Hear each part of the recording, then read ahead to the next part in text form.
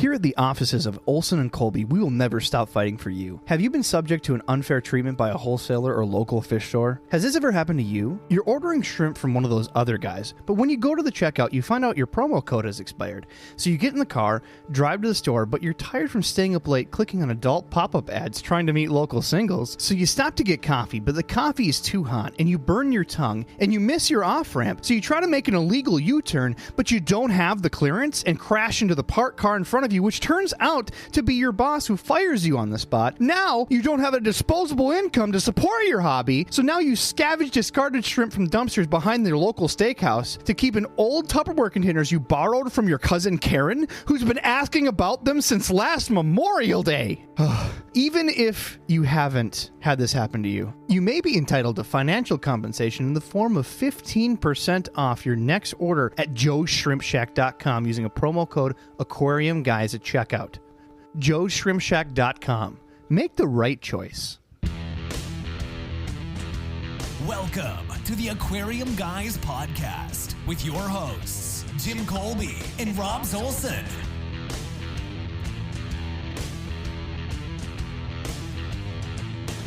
Hey guys, it is so good to talk to you again this week. I'm your host, Rob Zolson. I'm Jungle Jim Colby. And I'm Adam on the Shire. Threw Adam off, didn't it? Jungle Jim? Why not? I gave you guys, new nicknames last week. I called you the Vanilla Gorilla. The Vanilla Gorilla. I called Adam Malibu Ken.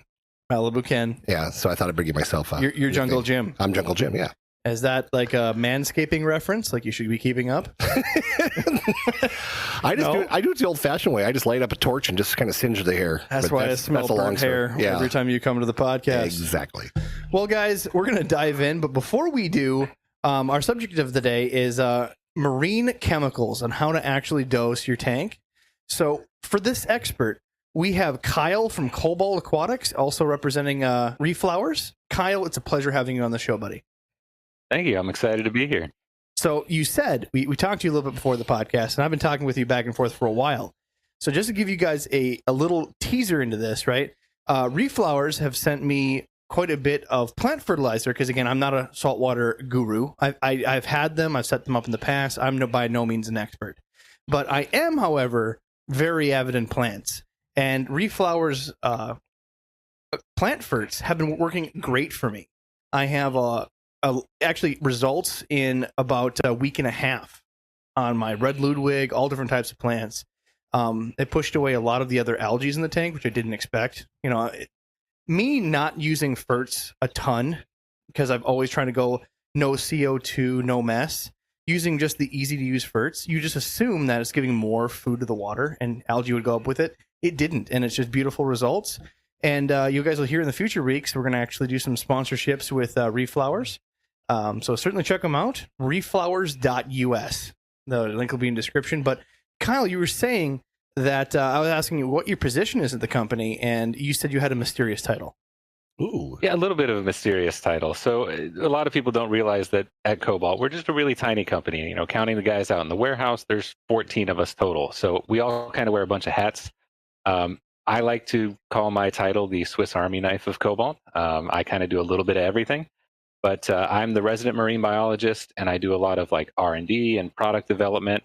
I also work a little bit in sales. I work a little bit in some of the various state licensing type things. So anytime we make a chemical or a food or what have you, you got to go through a bunch of political red tape to get it cleared with all the different states and, different countries for import, export, all that kind of stuff. So all that kind of falls under my job.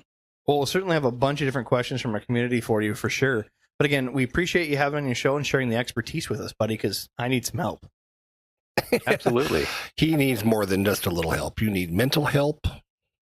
HR help. HR help, yeah. And I need my nose cleared after smelling burnt hair. Hey, that's right. Right.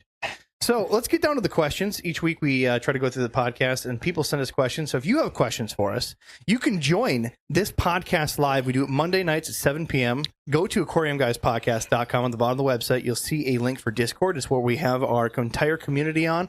Right now, there is an absolute ton of people in Discord. So certainly join the debauchery and live chat. Otherwise, you can send us an email, send us a text message, leave us a voicemail, however you feel comfortable to give us messages. Even on Facebook. So question 1.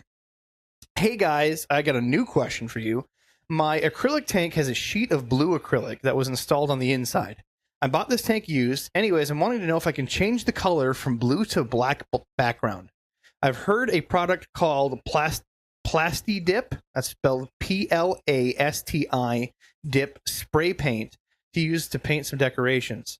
What are your thoughts on spraying the inside of the back wall of my tank as long as I mask the rest off? So I've never actually dealt with this. Generally, I always have some sort of clear background and I'm putting something behind the tank or painting the back of the tank. This is an acrylic tank, correct? It is. I've got some experience in that. The on an acrylic tank, I don't know if there isn't a blue acrylic that is a solid blue.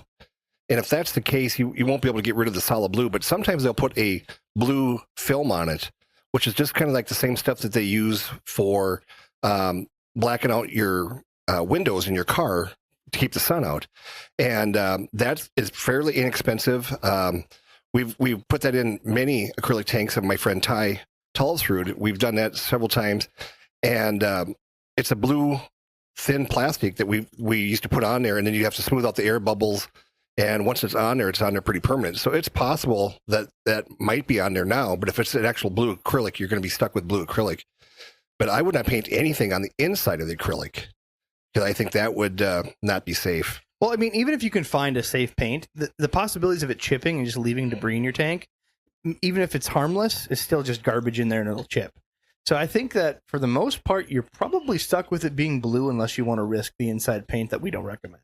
Yeah, unless there's a blue film on the outside that you can peel off and then you can switch it to black because they sell several different colors of the film that you can put on the back of those acrylic tanks. Yeah, it sounds like this is pretty baked in. Yeah, then you probably are screwed. So here's my counter idea, is using some sort of like plastic black sheet that you can put on the back and on the inside. That way it's not paint and it's some sort of like, just plastic sheet you stuck on. But even then you have risk of debris getting back there, mold or of some sort growing back there, detritus. So there's no real good solution for this. Yeah, if you paint the black over the blue, you might possibly get a darkened color. I'm not sure what color it's going to turn out to be, but I have used acrylic paint on the back of tanks, which will work for a while. But then, like Rob said, it starts peeling off after a while. Now, I heard Kyle try to say something. Yeah, I use Plasti Dip all the time for car parts. Like I have a 1971 Volkswagen Beetle that I'm working on turning into a Baja Bug, but we Plasti Dip like 2/3 of that car to keep it like rust free, things like that. Problem with Plasti Dip is the aerosols in it will mess up acrylic. It'll cause it to craze. So if you sprayed any Plasti Dip inside or outside, it's going to send all the little spider web crazing throughout the entire acrylic. Yeah, that doesn't sound fun at all. When I first got into the aquarium business and stuff, they used to sell stuff called crystal glaze, which was you'd lay your tank on its face and then you pour the crystal glaze on it and it would crack and make kind of these really cool looking frost-like patterns and stuff. I don't even know if they make it anymore. It used to be called crystal glaze, but that actually worked pretty well because it was not waterproof, but it was a lot better than using a paint. But I still like the cling wrap that you put on. Good to know. Something like adhesive vinyl is great if you're able to, peel off the blue in some way. You could put that adhesive vinyl sheet across the back. Yep, that works fantastic. Winning. Also, I asked, hey, may I answer this on the podcast? Anytime that you want to answer the question on air, you're more than welcome to. You guys rock, even with the didgeridoo. Wow. Right? Wired. Didgeridoo. I've been practicing the didgeridoo, and I am 20% better than I used to be a year ago. He even went on to say, I listened to about 20 different podcasts, all different topics, and this is my favorite one for sure. So, Jimmy, that means we're beating other non-fish podcasts. With my didgeridoo? With this guy, at least. Oh, well, That's good. Now, sometimes it's harder to find a good fan than it is a Clorox wipe. Oh, my God. All right, on that note, let's get to emails. So that one was from Facebook. And again, aquariumguyspodcast.com, and contact info is there. But says, hey guys, love the show. It's inspired me to get into fish keeping. But my girlfriend saw how much fun I was having, so she wanted to get in and got a beta. So then I was jealous and got a beta as well. Long story short, hers is happy, thriving, and is in a little 7-gallon setup. Both of mine, however, have died. I placed both of mine into a 20H with 4 balloon mollies. So I'm assuming 20 high. With balloon mollies, and it's running a sponge filter, post isolation, and a 3-gallon internal setup. Water is 78 degrees. Parameters should be okay. But I've come to the fish elves and the Endler Hobbit for help. That one's yours, Adam. The Endler Hobbit. The Endler Hobbit. And actually, he looks like a hobbit there underneath his blankie tonight. I think it's because we got her beta from a local fish store, so it naturally just did better. And it's pretty. But I got my fancy Galaxy koi from the only Petco I had. I think it's a failure of mine because it was a big store, but I should have found an online retailer. Oh, excuse me. So should I find an online retailer for my, I think he's misspelled this, Endless Beta? Yeah, it's definitely misspelled, so I don't know what that word is, but for his beta. Is there anywhere you guys can recommend for a good quality fish, or is the fancy pretty beta just weaker? Thanks in advance for keeping do what you do, and Jim, stop mooning children at Disney cruises. That was their own damn fault. You shouldn't be on the... I mean, honestly. If I'm drunk on the ocean, stay off the ocean. That's just my... That's a rule of thumb. That is a rule of thumb. Kyle's looking like, I don't even know what that's about. I got my weak circle, just like stay away from the Gulf Coast, right? Just for people who don't know what they're talking about, my wife and I go on a rock and roll cruise every year called the Monsters of Rock. 25 to 50 bands from the 80s, bands like Tesla, Night Ranger. Right, and they decide that when they go off port, they're going to hang around children's cruises so that a bunch of drunk idiots can moon them off the side and give them a big old salute. Now, sometimes when as you're coming into port, you meet the Disney cruise, and they're all waving, and then our 5,000 people drop trow and moon them. It's just part of tradition. I'm sorry. I should pull up some picture analytics, post it on social media to see if we can catch that. It's a big thing up in Canada where they moon that certain train. I don't know if you've ever seen that, where there's hundreds of people standing alongside the railroad track and they moon the train. So I like how we're all supposed to be fish experts, but instead we're mooning experts. There we go. That's what people come for, really. But no, to answer your question, so number one, what do we think happened? Well, I honestly, just because of the requirements, you said both of your betas. So that means that you put two in the same tank. That makes me very nervous, Ryan. So if you have two females, great. If you have a male with any other, whether it be a female or male, they'll beat each other up. It may take a while. It may be in increment fighting sessions because the tank may have a little bit of distance, but they'll eventually beat the crap out of each other. So if that's the case, there's your answer. Now, as far as beta quality, the Galaxy betas, the Koi betas, all of these new Picat betas, all of the different flavors, I have not particularly seen a variety that is quote-unquote weak, other than albino species. But albino species, no matter the fish, are slightly more temperamental to water conditions and quality. That's a given for almost any fish. I mean, besides a bristlenose pleco. I can say that those are probably close to as hardy as the other ones. Now, where you get your fish from does matter. I mean, if the local fish store takes better care, does water changes, most importantly, keeps their betas under heat, they're going to be better out the get-go. When you buy it, they're going to be in better condition, healthier, bar none. Now, something like a Petco, maybe they had heat on them. Maybe the person they had did good water changes. I'm not going to shit on Petco for having bad fish. Today. I'm in a good mood. But it can happen. You just have to do your homework, look at the fish. Is its stomach protruding? Is it look decolored? Is it not moving in the bottom of the cup? Is the scenario not part of heat? Does the water look filmy?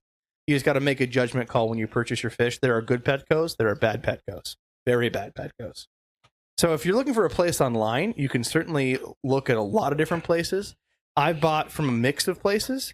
If you want, you can go to joeshrimpshack.com on the bottom of the website. He has a telephone number. He keeps betas in stock. They are not listed on his website, but he can certainly help you get a beta of whatever you're choosing. Even if he doesn't have it, he'll order it in and get that shipped out to you.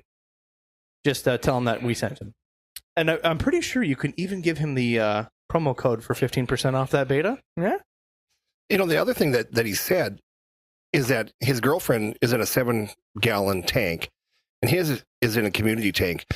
If her betta is in a tank by itself, there's nobody picking on it. But if you're in the community tank, you might have somebody picking on that betta. I was thinking the mollies were doing it. Yeah. Well, the balloon mollies aren't particularly aggressive. They can be assassinators and bastards. But when you have a long fin beta and they're hungry, they're dumb, I mean, honestly, and they'll just nip at fins. Yeah. Not for aggression's sake, but because they're very good about eating algae, string, algae hair, anything in the tank. They're essentially wide mouth lawnmowers. Yeah, tiger barbs. Check them out. Tiger barbs will shred a betta up.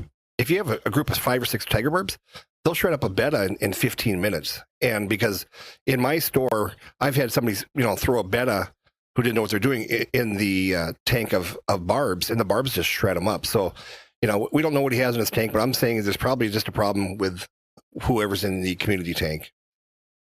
But yeah, otherwise, hopefully those helped you out. Otherwise, Kyle, do you have any place you buy betas from, or do you keep betas? Yeah, I actually have one in my office. His name is Swim Shady. Swim Shady. We should put Swim Shady music right here. We really should. No, I had one in college too. That was Clint Eastwater. See, that's what I want to talk to you about. AKA the outlaw Josie Scales, AKA the high tank drifter, AKA the fish with no name. I'm a huge Clint Eastwood fan, but I'll tell Robbie who Clint Eastwood is later. Oh no, he's the guy that does all those action movies. That looks like a nutsack. That is correct. Right. He's the guy that had the pistol and the black face. Yeah, there you go. Thank you. I was gonna go Harry Woody, but that didn't seem appropriate. But I usually get them at local fish stores are where I like to go. And if you don't have one around, there are a few places online. There are some specific actual beta breeders that usually do real high end. Like Swim Shady is a plakat beta that I got at a local fish store. But the other thing that's really easy to do with a beta is to overfeed them. I've seen a lot of people that just throw food and food and food on top of these guys, and they'll just keep eating and eating and eating, and that can cause a lot of problems. So I always recommend, especially if you're new to them, maybe every other day feedings instead of daily or multiple times a day kind of thing. Just kind of cut it back, because they can go a lot longer between feedings than most other fish.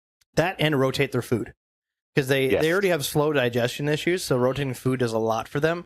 So every other day feed them, but first day pellets, next day freeze-dried bloodworms, next day pellets, freeze-dried bloodworms, or you can even mix it up with actual bloodworms. There's a lot you can feed a beta. Spaghetti and meatballs. Rotate out your food. It goes a long way. What do you got, Adam? You got anything on betas? Or how about the comment of the Endler Hobbit? Does the Endler Hobbit have anything on betas? No, I was just thinking that if he's got the betas in, because he had 2 betas with the balloon body mollies. That's what it sounds like. Mollies are just probably beating the piss out of them. It's probably like all-star wrestling in there at night when the light goes down. Oh yeah, you guys are just mean to get mollies. Ready to rumble. Have you ever seen mollies? They can be vicious. I don't know. I agree. I got balloon mollies right now with a beta. Nice. Yeah. Your mollies are passive aggressive. Clearly. All right. So apparently there is a bunch of different questions, but before we do, Jimmy, do you have anything going on this week? Do I have anything going on this week? I did last have. Week. I was looking for my koi. They're laying on the bottom of my pond, and they're so cold. They all wearing little scarves and hats and stuff. So eventually, I'm gonna have to go out there, drain that pond, and try to catch those damn koi and bring them in. Have to. It seems a bit of a harsh word. You just not. They're knocking on the window, Robbie. I gotta get them in. You're not quite sure if you want to leave them there. Nah, I don't know. How cold is it up there? Today is 50 degrees. As a high, and the wind's only blowing 752 miles an hour from the north. Yeah, it's miserable. Sounds terrible. And it's raining, and my koi looked cold, but they can suck it up. Also, I heard that you saw Josh Duhamel again this week. I did. I forgot about that. So if you've heard of this podcast before, Josh Duhamel is a North Dakota native. We're in Minnesota. Josh is building a home right close to us. Right close to us. I can't tell you where.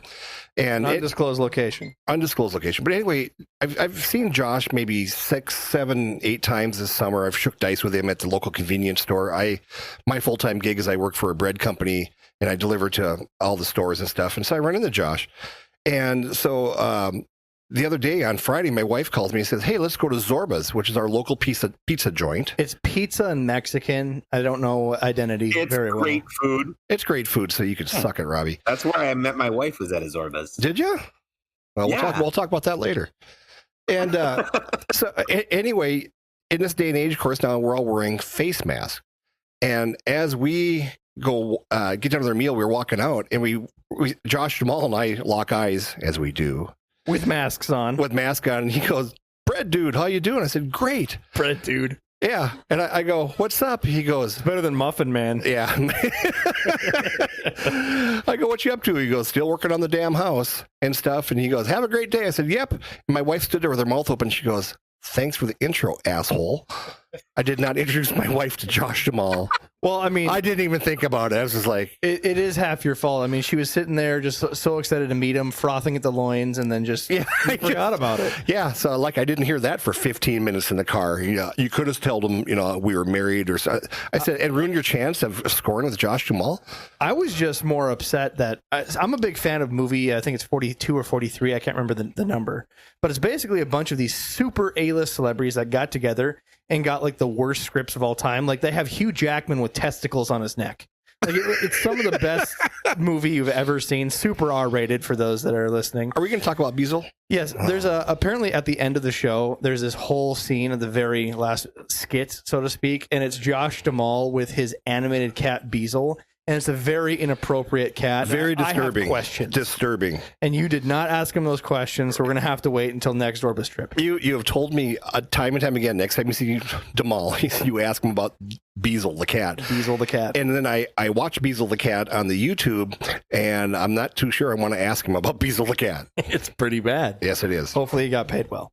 But I have two things this week. Oh, do you? I do. So number one, we went to you were busy. This was all last minute because I didn't even know they were going to be open.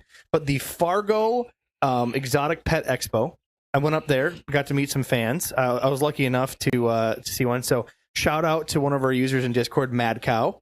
Got to hang out with her directly and met some new people for sure. And also solidified that I'm not a snake guy. You're not a snake guy? No, not at all.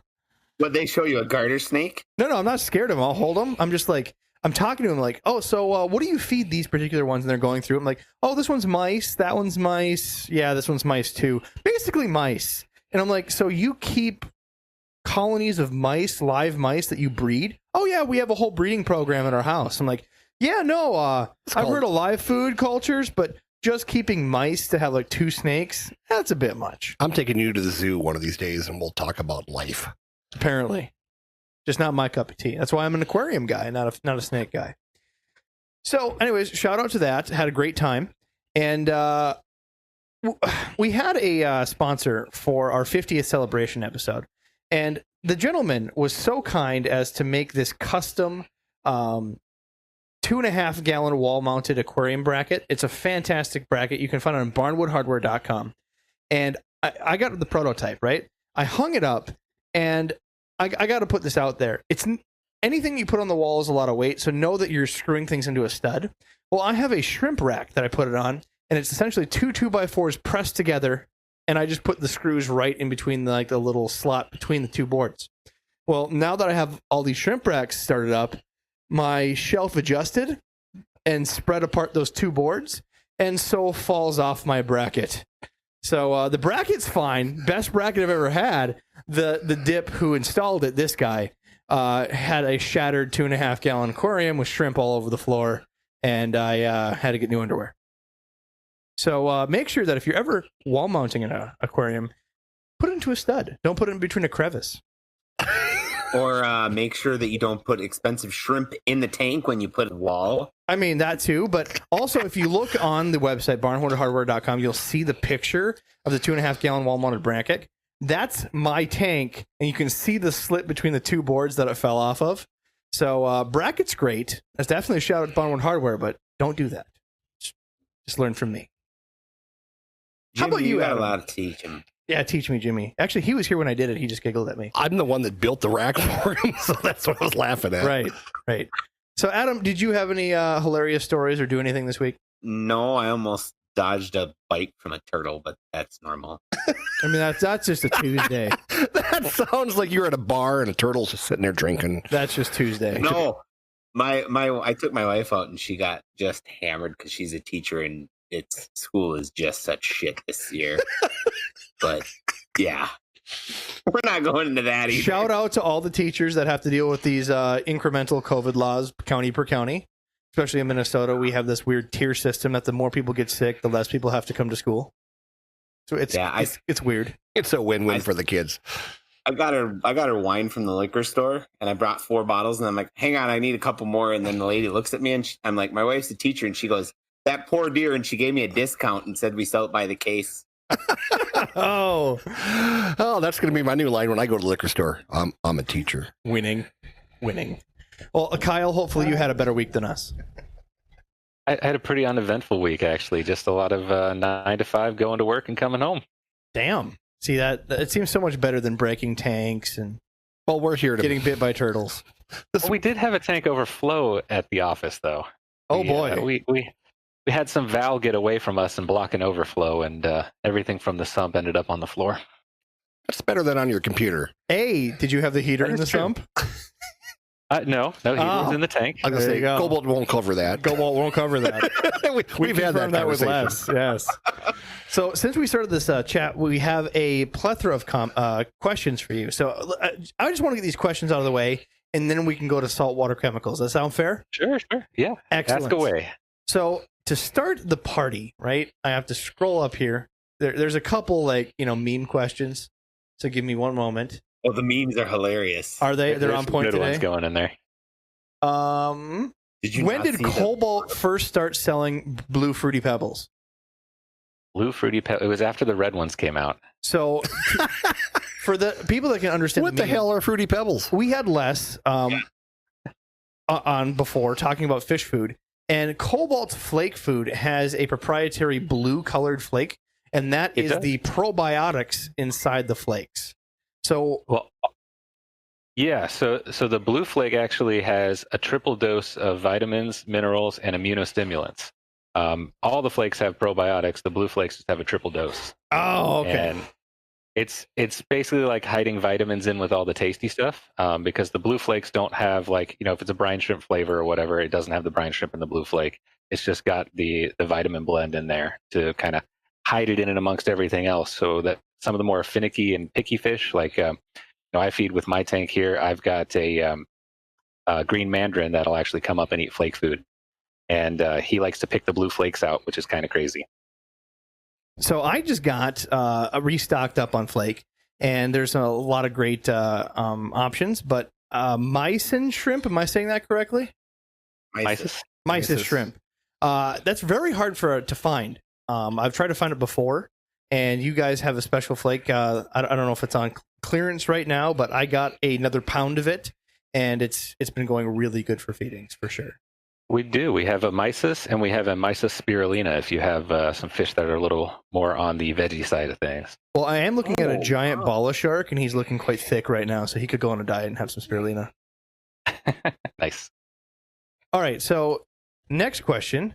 Why is Reeflowers simply better than everything else? So I'm going to save that question for the plant ferts. What we're going to do is we're going to do 2 episodes. So this is episode 1 to talk to you about the saltwater chemicals, and we're having another separate episode to talk about plant ferts. But why is Reeflowers marine side better? I think we'll answer that today, won't we? Absolutely. Okay. There's a couple of different answers. Some that stores don't like, or at least one that stores don't like. But we'll get to that. And who's the hottest female actor in your opinion? And why does Robs choose Betty White? You have to go back to episode 2 in the podcast for the Betty White comment. And, we're going to just cease and desist the female actor comment. How dare you? Would you... Robs has an unusual fascination with Betty White. I do. And it's not... downright creepy and perverse. It's not healthy. No, it's not healthy at all. I think that's other than where's the idea for aqua sponge mats from Cobalt come from? So it actually came from angry wives. Like, my wife will probably kill me for saying this, but she doesn't listen to this podcast. When I do water changes, I end up with almost as much water on the floor as I do in the buckets. I have a bad habit of forgetting there's a bucket behind me and stepping backwards and knocking things over and stuff like that. So we started looking around, like, well, what can we do? putting a towel down on a hardwood floor, you slip and slide all over the place. And before I came to Cobalt, I did aquarium maintenance for 7.5 years. And, everywhere we'd go, we'd put down these huge waterproof tarps. And that's just not feasible to keep a giant waterproof tarp like sitting in the middle of your living room.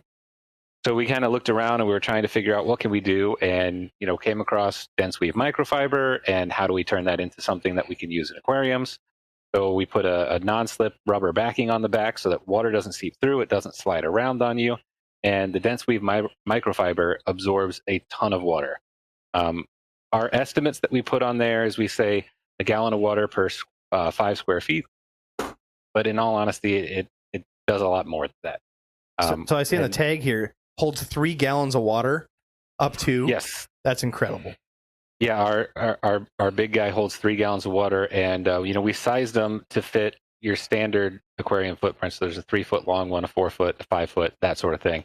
And with my tank being 5 feet, I've got the 5-footer right there, and it stays in front of the tank. And they're machine washable, so if you spill a bunch on there and it starts smelling, you pop them in the washer. But they're great. I mean, it absorbs a ton of water.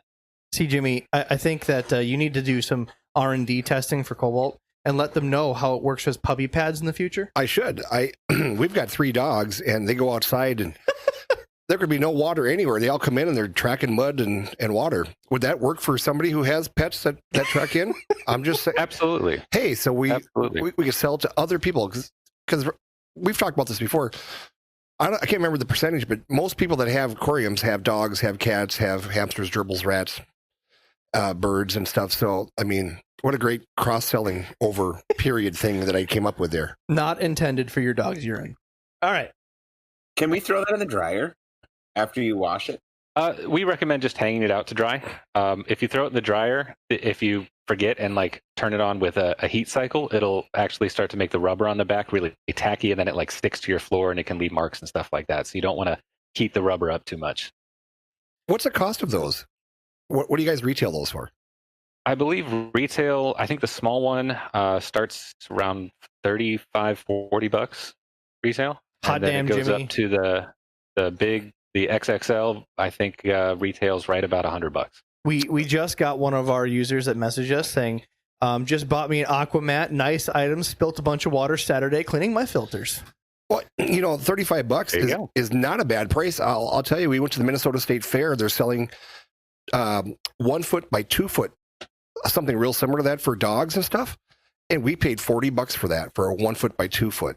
And they sell a bigger one, and they want $100 for it. And people were walking out. People who have dogs said, they put it, especially if you have your dog coming in an area where you have linoleum or tile and stuff, and they come in with wet feet, it actually, as soon as they step on it, absorbs it and stuff, and it doesn't move. Once you stick them down, it doesn't move because of that rubber sticky back that it has. Yeah, it's great. They don't slide around or bunch up on you when you're doing maintenance. Are you able to vacuum those then when you're... Absolutely. So if it's dry, you can vacuum it out. Who knew that a Aquamat would be so fascinating? You know what? We probably just sold 10 just now. Right there, done. Done deal. I know we will when my wife listens to this podcast. Well, we have been off track since the beginning here, so let's get on track and let's start the conversation. So this is part interview as well. So Kyle, what got you into fish keeping and being a marine biologist? What inspired you? So when I was young, my grandparents used to come down and babysit us on weekends, stuff like that, if our parents wanted to get away, that sort of thing. And when I was 5, my grandpa took me to the bookstore and bought me a couple of books. And he would always let me pick one out, and then he'd pick one out because he wanted to, read books to the kids and stuff like that. And the book he picked out was I Want to Be a Fighter Pilot, because he was in the Air Force. He was a tail gunner in a B-17 in World War II. And the book I picked out was one called I Want to Be a Marine Biologist. And I got just obsessed with that book as a 5-year-old kid. And every night I'd have my mother read it to me. And it got to the point where I had the entire book memorized, and I could pretend to read it by just knowing what the entire book was from start to finish. And I mean, she must have read that 200 or 300 times a year to me. And ever since then, I was obsessed with wanting to be a marine biologist, and got my first fish tank at age 7. And my mother is absolutely terrified of fish. She can't even be in the same room as fish. She can't even sit at a table where someone's eating fish. She's terrified of them. So when I got my first fish tank, she was like, hey, this is on you. You know, if the fish need fed, you have to feed them. If the fish need cleaned, you got to clean it. You know, if the fish need decorations, you got to get it. So at age 7, I started taking care of fish tanks. I've had them ever since. I'm just trying to like wrap my head around that. Normally, if you hear that parents like don't want a dog in the house or don't want a cat in the house, they're like, sorry, you're just not getting a cat or dog. But they're like, nope, I'm not going to stop your dreams. I may crap my pants every time I see a fish go blub, but I got you, son. You're on your own. Yeah, as the story goes, for my 7th birthday, we went to the Ohio State Fair, and they had like the thing where you throw ping pong balls into the goldfish bowls and win goldfish. And I won a pair of them and threw a fit because she wasn't going to let me have them. And finally, I yelled and screamed so much that she gave in, and that was the start of everything. See that, kids? Goldfish in a bowl. You know, marine biologists. See how that works? We've talked about this a couple times in the show, and I just want to go down to the final verdict on this. It's a shitty way of giving away fish, for sure. It's done 99% of the time extremely inhumane, but Jimmy has a point. These fish technically are just common goldfish that they use, which are similar to any other bait fish that people abuse for fishing purposes and kill with a hook. I can see both sides of the coin. One, don't do it; it's inhumane. The other, hey, it brings fish people into the hobby.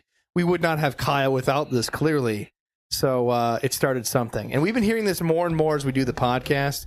So I started jaded. Now I see both sides.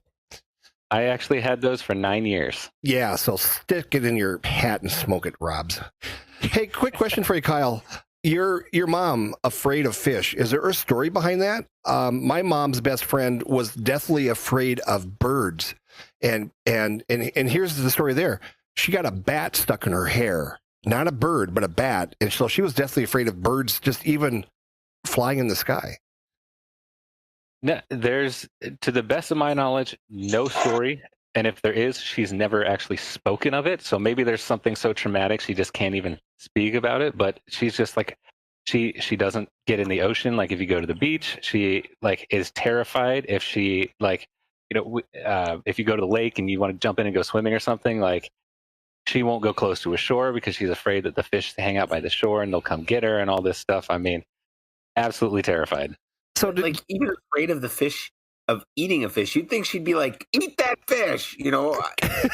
She just doesn't want to see it because, like, just seeing it, the fish sitting there, she has to leave the room. Now, did you use this to your advantage? Like, when you snuck your girlfriend over at the house when you're 16 years old and you want to do smoochy in the bedroom, and you just took that betta and you put it right in front of your door, and she was like, I'm not coming in there, but I know you got her in there. That is the most evil thing that you would think of just out of the blue like that, Jimmy. I would do that. That's a great idea that unfortunately I didn't think of at the time. Well, Jimmy's an evil genius, so I mean that's how that works. But so that's how you got into this hobby.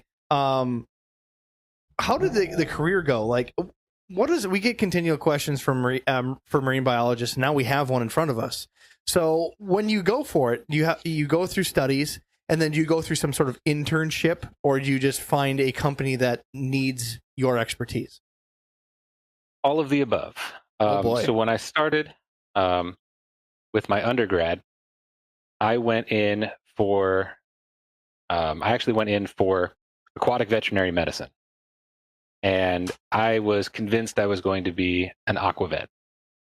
And the more I, kind of investigated it, the more I found that there's only like a handful of aquavets in the world, and they all have jobs, and there's no openings for aquavets anywhere. So you basically have to wait for someone to die or retire to try and get in and take their spot at like a public aquarium or a zoo or something like that.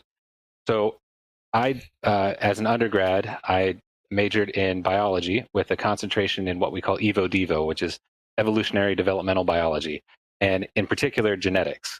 And I actually was fortunate enough to go to a school that it didn't have a marine biology program, but our genetics professor, she researched sea urchins, and she worked hand in hand with Baylor University to do the Sea Urchin Genome Project. And so I, in undergrad, started doing sea urchin genetics, and I mapped out 4 different genes in Strongylocentrotus purpuratus, the California purple urchin, and that got me like really hooked on invertebrates and invertebrate ecology and things like that. And I was like, well, I know I want to do something marine related. I really found that I just, kind of happened into loving invertebrates. So I went down the path to get a master's in marine biology at the College of Charleston in Charleston, South Carolina. And while I was there, I just wanted something to do, because the way the marine labs worked is you'd have day-long labs, and then you'd have like off days where you didn't have any classes at all, because a lot of your labs took place like on beaches or out on boats with NOAA, things like that. So I was looking around for something, and there was a fish store down the road from my apartment that was hiring, and I started there, and I started basically as the tank cleaner guy, and eventually went to run a maintenance department here in Charlotte, and we had 5 trucks and 6 technicians, and serviced about 400 accounts, and just from there really went, well, I like this side of things, but I want to get more into the product side of things. Like it's nice seeing all these tanks and doing all the maintenance, but I really want something that's going to be more impactful to the hobby as a whole. And that's when I found Cobalt and went down, and they just happened to have a position available, and I basically sat there at the front door until they'd see me and talk to me, and went in and sat down with one of the owners and had a conversation and left with a job offer. So it's one of those things where I always tell people, I hear a lot, people always like, man, I wanted to be a marine biologist. And I always tell people, well, you should be. Like, just, you can go pursue it. There's 1,000 different things that, fall under the marine biology header. My best friend from college, she works up in Alaska with Fish and Wildlife Department. And, she also went in for marine biology, and now she works with all the catches that come in. So whenever these boats come in with their catches, she's one of the officers that makes sure that they have, fish that are the right size or the right, gender or whatever that fit those laws. So there's all sorts of marine biology avenues out there. You got hired by Cobalt. And number one, I know now how to get hired, because I'm just going to go sit in front of the office. Get a bottle of wine, lay in front of the door. Yeah. Get my application read. But you guys got into marine chemicals due to Reeflowers, correct? Yeah, and so when I started with Cobalt almost 4 years ago now, Cobalt was primarily a freshwater company, because the owners are all big freshwater guys. You got cichlid guys, you got planted guys. They're all big freshwater guys. And so I was really the first saltwater guy to come in there. We had been looking, Cobalt in general, had been looking to get into the chemical side of things. And rather than try and, start something ourselves, because of the crazy amount of red tape that comes with making additives, we started looking for partners. And that's when we came across Reeflowers, and they're the #1 brand in Europe, but they didn't have any US distribution. So we basically sat down and met with them and went through their products, and they gave us a bunch of stuff to try out.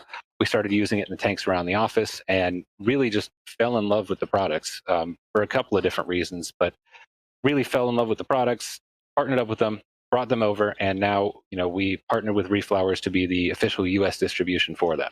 And inadvertently, I became the basically head nerd for Reeflowers in the US. And whenever we go to shows, anything like that, I'm the guy that anybody who has a question, they come to me.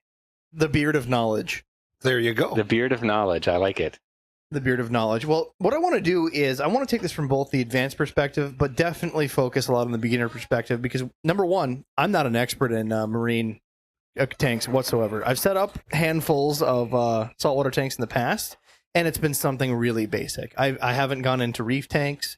I have a lot of friends that do reef tanks. We even have Sean Kramer that we've had on the podcast before. He has a 2,000-gallon reef tank that does fragging as a small side business, even though it's not small at all. Not small at all.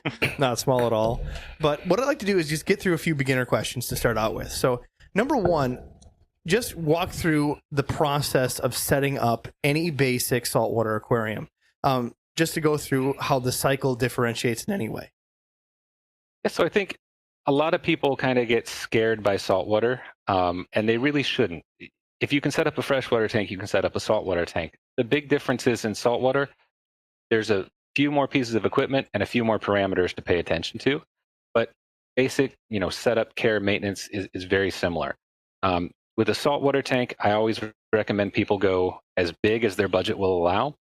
The bigger a tank is in saltwater, the easier it is to take care of. And that's just simply because you don't have to worry about parameter swings nearly as much in a big tank versus a little tank. I know a lot of people like to get like the little, 5-gallon or 10-gallon, desktop style tanks and try saltwater in that, and they get really frustrated with it. And it's because things like salinity are changing at the, just you look at it wrong and you get a little evaporation, your salinity swings. So I always tell people go as big as they can possibly fit in their space or that their budget can afford. And when you set it up, it's a buy once, cry once kind of thing with saltwater. A lot of the equipment is very expensive, but buy the expensive stuff first, so you're not wasting your money on the cheap stuff over and over and over until you finally give in and get the expensive stuff. And the initial startup cost can be pretty high compared to freshwater, but it's definitely rewarding. Let's walk through the equipment. So just to pick on this, we'll start with what Fresh has. Again, Fresh has the mechanical filtration, whether it be a hang in the back filter, canister filter, however. You can add your own chemical filtration, such as like a UV filter, maybe carbon in the filter somehow, and then biological filtration. So that's generally like bio balls somewhere in the media or a bio wheel on those hang in the back filters. That's just for filtration purposes. You have a heater, you have aerators, you have the decor, which is generally either sand or gravel or some sort of mix in between.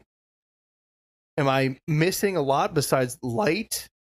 Pretty sure that's you can do sponge filters, but what extras does saltwater need? So with saltwater, I know what we tend to see the most is tanks with sumps. And we use a sump filter on saltwater mainly because it's the easiest way to put all of your different reactors or skimmers or things like that and hide them out of view. You don't have to have a sump to do a saltwater tank, but if you don't have a sump, you're going to have all that stuff basically in your tank, and it's just going to be more of an eyesore than it is anything else. But with that, you have a protein skimmer, which basically is a little device that makes a bunch of bubbles that helps pull fish waste out of the water, or dissolved proteins, organics, things like that. And that's just because the saltwater tanks generally create more film on the top, correct? Absolutely. So it's that nasty protein film you'll get on the top without it. That helps pull it out. Also, with saltwater, things tend to kind of separate out of it a lot easier. So if you feed like a food that's high in like fatty acids or omega-3s, things like that, you'll get a lot of like runoff from the food, which we call dissolved organics, which get pulled out by a protein skimmer. Also with the saltwater tank, UV, a lot of people use it. I personally don't, because I run a reef tank, and there's two schools of thought. Some people say run the UV, some people say don't. I'm on the don't side of that. I don't like to zap all of my little copepods and amphipods and things like that. Some people say run it because having the UV is more beneficial than not having it. You can go either way with the UV. And then you have reactors, things for like GFO, which is a phosphate removing media, or you have carbon reactors. You can do refugiums on saltwater tanks, which have all sorts of macroalgae and things like that. And basically, you give an area for algae to grow, so it's not growing in your display.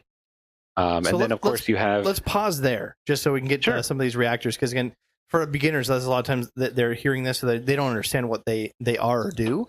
So, again, just elaborate on what these reactors, if you can. Yeah, so the main reactors we see, GFO is a big one. Granular ferrous oxide is GFO. You'll see it under a bunch of different names, but as long as it's a GFO, there's regular and synthetic. Synthetic's just basically a man-made version. It's essentially rust is basically what it boils down to, and it binds to phosphate in the water, and phosphate is one of the biggest elements for algae growth. So by having a GFO reactor, which is basically just a tube that water flows through, it forces the water through the GFO, and it pulls all the phosphate out so that you're not getting algae growth in your tank. You also have what they call algae scrubbers as a type of reactor, which is basically another tube with a light bulb in the middle that grows algae. That you have an area where algae can grow, and it likes to grow there before it'll grow in your display. That also helps pull nutrients out of the water. You also have carbon reactors, which you have in freshwater, which are just full of carbon, as well as some of the various filter medias that we see in saltwater. Things like exchange resins and ions and stuff like that help pull, whether it be dissolved organics, whether it be things like nitrates, phosphates, that sort of stuff out of the water. Now, can any of these be used for freshwater purposes, or is this strictly saltwater and people just aren't using them because they're too expensive? Maybe that's the case? They can absolutely be used for freshwater. We tend to not see GFO used that much because if you have any sort of freshwater plants, GFO will pull out all the nutrients those freshwater plants need to grow as well. So if you use something like a GFO reactor on a planted tank, all your plants are going to suffer and die. So what about like the one that I like the most is like an algae reactor or algae refugium? The idea, again, you stated that they'll grow there first before they'll grow in your tank and create a mess. Is that the same case with freshwater? Because I can already hear a lot of people with some good money just willing to drop it so they don't have to deal with some excess algae on their glass. So I've not seen anyone attempt a freshwater refugium, but it would be something that sounds like a lot of fun, and now it's something I absolutely want to try. R&D, baby. R&D. The big thing that we see with saltwater is the spectrum of light that you have to grow coral and the spectrum of light that you use to grow macroalgae are very different. And the algae will grow underneath your macroalgae lights a lot faster than it will under your more blue spectrum aquarium coral style lights. The more you know. So I know we cut you off. What other equipment are we missing? Let's see. About the only other thing that you're going to see a lot of times in saltwater tanks outside of these big, strong lights are wave makers and power heads. And we use all sorts of, you can go, from just something that just shoots a stream of water out all the way up to ones now that like sync to your phone and will simulate like tide swells and lagoon style waves or reef crest style waves and really make a lot of current. One thing that we like in saltwater tanks is current. We love current. The more current you have, up to a certain point, obviously you don't want to be blasting everything off the rock, but the more current you have, the happier everything seems to stay. Whereas with, a lot of freshwater planted style tanks, you tend to have a lower current. You don't want to like uproot all your plants. But if you think about, where these corals grow on reefs, a lot of them grow towards the top of the reef where they have all this wave action day in and day out. And you want to try and simulate that in your aquarium. Even when we went to Sean Kramer's place, he had that 2,000-gallon reef tank, and his number one problem that they didn't plan for originally in building was trying to get flow right. And any large reef tank, that's a ridiculous example because it's so huge. That's 18 foot long. Any reef tank has problems with flow. So the real reason that you have to think about it is any fish in your tank can move to go get food if you feed at the top. Your corals, which are animals, have to eat, and the only way you can deliver food to them is with the flow. So it's all the micronutrients in the water that they feed off of. And if they're not getting adequate flow, they'll starve. That's the simplest answer.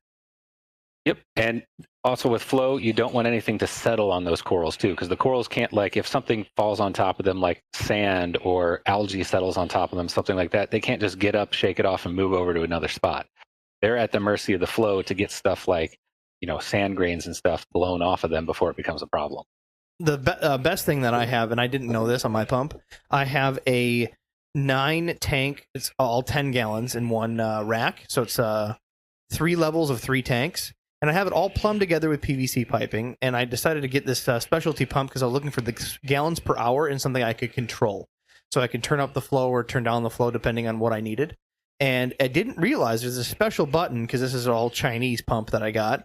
And there's a special button on there. And like, what does this do? And then I crap my pants because it was just spewing water. It was trying to wave generation through my PVC. So imagine you sitting there and it's just like puking water in like a rhythm out my PVC holes, just spewing everywhere. It was a lot of education right there that I got the special pump with controls. Wave mode's always fun. I'm like, what the hell am I doing wrong? And then sure enough, I'm seeing the wave light on the controller flash. I'm like, oh, yeah, I can fix this. That's $12 you ever spent. Best. No, that was, let's see, I'm trying to remember how many gallons per hour that was. I think it was like 5,500 gallons per hour. It was something ridiculous, but I could turn it down to like nothing. So I got it for like, I think it was $80. They're okay. I wouldn't buy the pump again, but I'm always trying to like, save $1 because you're a cheap ass. I'm trying to review shitty pumps. Oh yeah, that's it. There's this whole episode that we need to plan for, Jimmy. What's where that? we review products from Wish.com. Oh, and I think we should have Kyle back on being R&D for I Cobalt. would be 100% on board with that. We will place an order and we will contact you in 2 to 3 years. 3 years when the stuff shows up, and we will do it.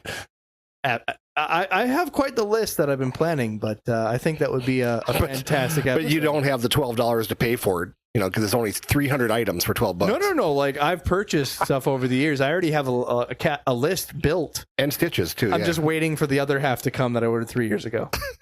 You probably get free COVID with it, too. Yeah, there's some hardcore gimmicks. Even like that, what was that? The charcoal activated carbon cube.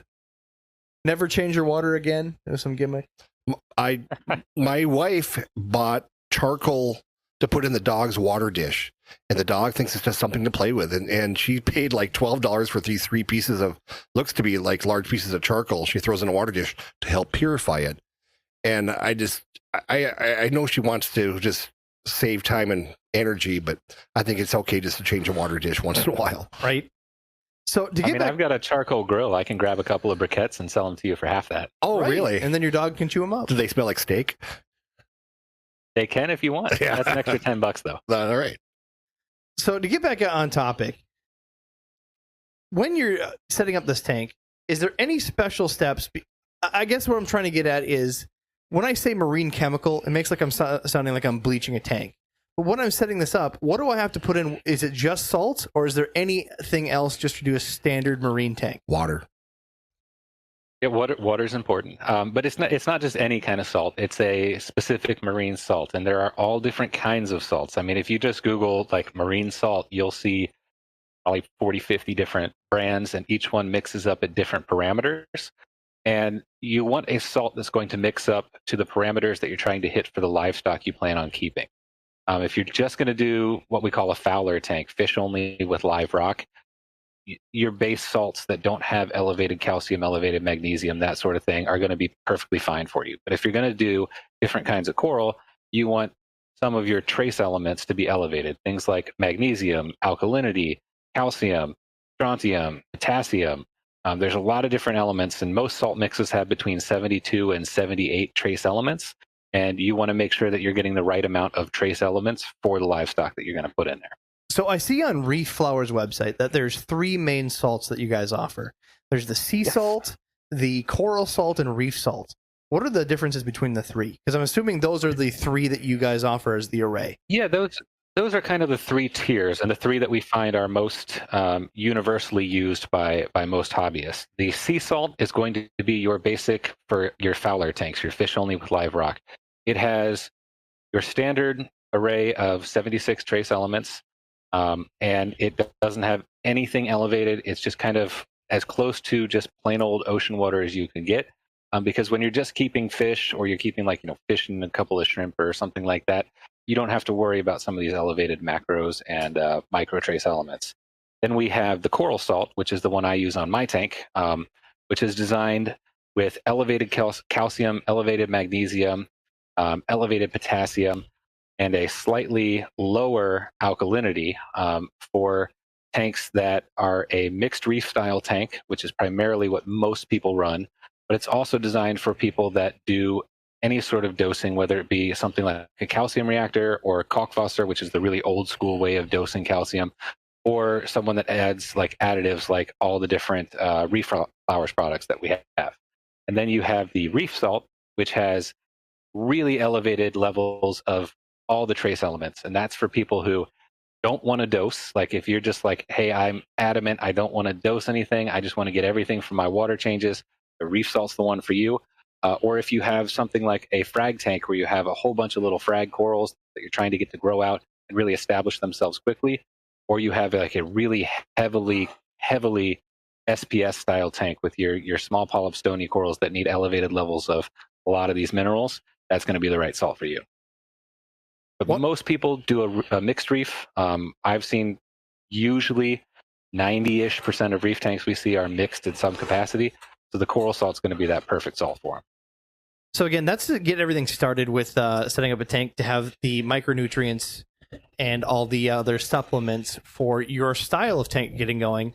But then what other chemicals, what other supplements do we need for each type of tank? Yeah, so a lot of it has to do with... I apologize. Or is that just ready to go? Well, so that's ready to go right off the bat. But as you start adding livestock, things like corals are going to slowly deplete those nutrients out of the water. A lot of it's going to be returned by water changes. And in saltwater, we recommend, usually every other week water changes to help replenish that trace elements. But once those corals, once you have enough of them in there, or you have, larger colonies, things like that, water changes aren't going to keep up with everything the corals are pulling out of the water. That's when you have to start dosing and adding these different additives and chemicals to keep up with what they're pulling out. And so that's when you see the big three that everyone always doses or should always dose: alkalinity, calcium, and magnesium. So alkalinity basically helps keep your pH stable, and it's just like in freshwater. It's a measure of the calcium carbonate dissolved in the water. Calcium is essential for coral skeletons. They can't grow without calcium. They need it because they form these calcium carbonate skeletal structures. And then magnesium goes hand in hand with that. It helps with coral flesh development. It also helps with coloration in corals and things like that. And not having enough magnesium can severely stunt colors and growth in your corals. So if you look in there and all your corals kind of look bland and bleak, that's often an indication of a magnesium deficiency in your tank. So I see here that you have products listed as easy balling. Explain that. Yeah, easy. Besides easy being balling, a baller. So they're called the balling set because the guy who invented them back in the 80s is named Hans Werner Balling, and he worked for Tropic Marin. I believe still does, if he's not retired yet. If he's not retired, he still works for Tropic Marin. But he was kind of the first guy that was like, hey, we now have the technology to measure what's being depleted out of our saltwater tanks. How do we put that back in?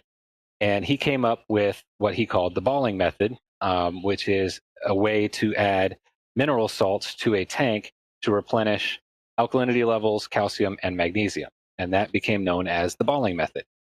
Now, there's two different ways that we do it at Reeflowers. We do easy balling, which is actually what I do on my tank. And easy balling puts everything into 2 jars so that you have one is all alkaline or alkalinity salts, and then the other one is your calcium, magnesium, strontium, all the different trace elements that go with it. The advantage to that is it's everything you need in 2 bottles. You dose them together and you're done. The disadvantage to that is that if you need more calcium and you just want to add calcium, you can't add just calcium because you have to add the magnesium with it, the potassium with it, everything like that. So that's when the full balling set comes in. So if you're getting into, say, you have a bunch of clams or a bunch of SPS that are pulling a lot of calcium, but not as much magnesium out, and you need to elevate your calcium, you can use the actual balling set, which is a 4-part system that has an alkalinity, a calcium, a magnesium, and one we call the ionic balancer, which is all your various trace elements. And then you can add just that calcium element versus having to add all of it all at once.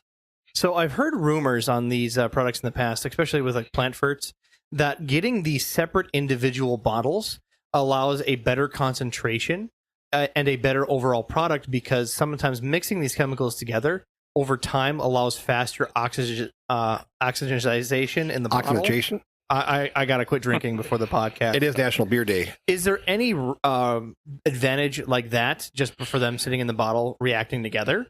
Or is that not an issue with this particular product? Yeah, so you never want to actually mix the chemicals together in the balling set because the way that they work is they're a series of, I say mineral salts, I probably should explain that. It's the minerals themselves are put into salt forms, which are dissolved into RO water. And that stays in that solution until it reacts with another mineral. So the way the balling system works is your part A unlocks the parts in part B, your part B unlocks the parts in part C, your part C unlocks the parts in part A, and so on. So by dosing them all together, you unlock each other. So if you dump them all together, you basically end up with a sludge that just kind of forms a hard mass because they all just basically unlock into a pile of salts, for lack of a better way to describe it. That just kind of looks like a turd monkey. Just like a big old hunk of like gelatinous goop. Turd so monkey. You add them into your tank, it distributes across the tank, then you add the next one, that distributes out, and it starts unlocking it as they come into contact with each other and react. So then and that way you get a nice, even elevation and everything instead of it just spiking all at once and stressing everything out. So then, if you can, you always want to buy the 4-part balling set rather than the easy set, unless you really don't want to mess with 4 bottles. Kind of. The 4 parts, you can be a lot more specific. You can add more calcium if you need it, or more magnesium. The 2-part is going to be a lot easier if you have a small tank where, you don't have these giant ratios that you're trying to hit. You're not trying to add, 70 or 80 ppm of calcium to a tank that's 400 gallons. That's going to take a ton of liquid. If you have a small tank, when you're dealing with much smaller quantities, the easy balling is going to be a lot easier. I use it mainly because I'm lazy. So being lazy is a perfectly acceptable reason to use the easy balling. And a lot of that too is about a year ago, if you asked me, do I dose anything? I'd be like, nah, I don't have time for dosing. And now I actually dose 4 different things in my tank and couldn't be happier. But a lot of it for me was kind of getting over I don't want a whole bunch of bottles sitting there where I've got to dose all these different bottles all the time. And the nice thing with the easy balling is it's 2 bottles and you don't have to dose it nearly as often as you do the 4-part, but it's not as specific or in-depth as the 4-part is. But the bottles are so pretty. The bottles are very pretty, but if you have a rimless tank like mine with no canopy, there's nowhere to put the bottles other than cramming them underneath your tank, and then I've got my big sump down there, and there's just not a lot of room. That's when you walk into your wife's kitchen and go, the hell with these dishes, we're keeping this stuff in here. Done. Just don't put it underneath with your toilet bowl cleaners. You don't want to mix that up. You're talking about this as I'm listening to you talk about this. I'm thinking this stuff's got to be expensive. I'm looking over Rob's shoulder. He's got it pulled up on the computer. It's like $9-10 a bottle. That is very inexpensive. Not very expensive. And the other thing too, and I kind of mentioned earlier, the one thing that stores don't particularly like is that Reeflowers is more concentrated than just about everything else on the market, which means you don't need as much, which stores don't like because then you're not going back to buy as much all the time. Shame. But unfortunately. But the nice thing is they are all very concentrated. You'll see some that's like a 500 ml bottle treats 6,000 gallons worth of water. So, you can buy a 500 ml bottle for $10-15 and be set for months. And what's the shelf life on that stuff? Shelf life on everything is 3 years. Holy cow, that is fantastic. So Is that once it's opened? Once it's open, correct. there you go. Okay. This is for the coral, the reef tanks. You do not have to do this just for the fish and live rock tanks as much, correct? Or at all? Correct. There are a handful of things that you want to maintain in a fish-only tank. The biggest one being an element called strontium. Fish do absorb a little bit of strontium through just general respiration and absorbing seawater, and it does help with skeletal growth. But typically speaking, unless you have just a ton of fish in the tank, water changes are going to be enough to replenish that strontium level for you. Easy enough. I just want to go back real quick. You covered it, but I don't know if people heard it. They're talking about if you're starting your first saltwater tank and you're mixing the saltwater, the reef, or what it would be, to use RO water. Can you explain why you use RO water and not tap water? Absolutely. So in saltwater, the most important thing that we tell people is use RO. And if you can find it, RODI. And if you have the space, set up your own RODI. I actually have out in my garage my own 6-stage RODI system that fills up a big trash can that I've got, plumbing run underneath the floor to pump into my tank and everything like that. But the reason we use RO is because your salt mix has, depending on brand, between 70 and 78 different trace elements in it. And if you use something like tap water, there is a chance that what's in your tap water, we call it TDS, total dissolved solids, there's a chance that something in that tap water might react with one of those 78 different trace elements. And you'll get stuff like precipitate, where stuff comes out of solution. You'll get a bunch of algae growth because it might turn it into a form that algae is going to be able to absorb a lot more readily than corals can absorb. You can get all sorts of bacteria spores and stuff like that come in through tap water. Chlorine, typically for saltwater, is not a big deal because when you add the salt reacts with chlorine and takes it out of the water naturally. So unlike freshwater where you're worried about getting chlorine in your tank, tap water and saltwater, you're not really worried about the chlorine, but you are worried about all the other stuff in there that can react with those trace elements in your salt mix and really throw off your parameters. Well, that, and you said yourself that this is all array of minerals. So I always get nervous when people say, I'm going to use RO, and they're very inexperienced with aquariums, because they don't know that if you just put RO water with freshwater fish without doing anything to the water, and it's 100% pure RO, you will kill your fish and strip the slime coat right off of it, because there is nothing in the water. Been there. And it will find it. Like if you have a aquarium that's covered in calcium buildup, throw RO in there for a week. Watch it disappear. So be very careful with how you use RO. But again, you're adding the salt mix to it. You're remineralizing the water, so you're safe using 100% RO. Yep, and that way you're only getting the trace elements you want. You're not getting anything else, like heavy metals, and you can see like lead, iron, that sort of stuff come through pipes all the time. The only heavy metal is what Jim listens to in a cruise. That's right. So when I'm trying to go through on a reef tank or coral tank, and I'm trying to monitor what's being consumed in the tank, what do you recommend on how to measure the trace elements in the water? Do you have some sort of tool that you use, electronic monitor, like we do pH strips for fresh? Yes. Sorry, I just saw the. Wow. For those that don't know what's going on, we have if there's people. a visual aspect to this, that would be the perfect picture to show. Oh no, we don't want to show them this. But yeah, when you're talking about clams too, it kind of threw us off. if you guys ever want to know what we're laughing at, go to aquariumguyspodcast.com. Come watch the live show. You get to send messages and memes.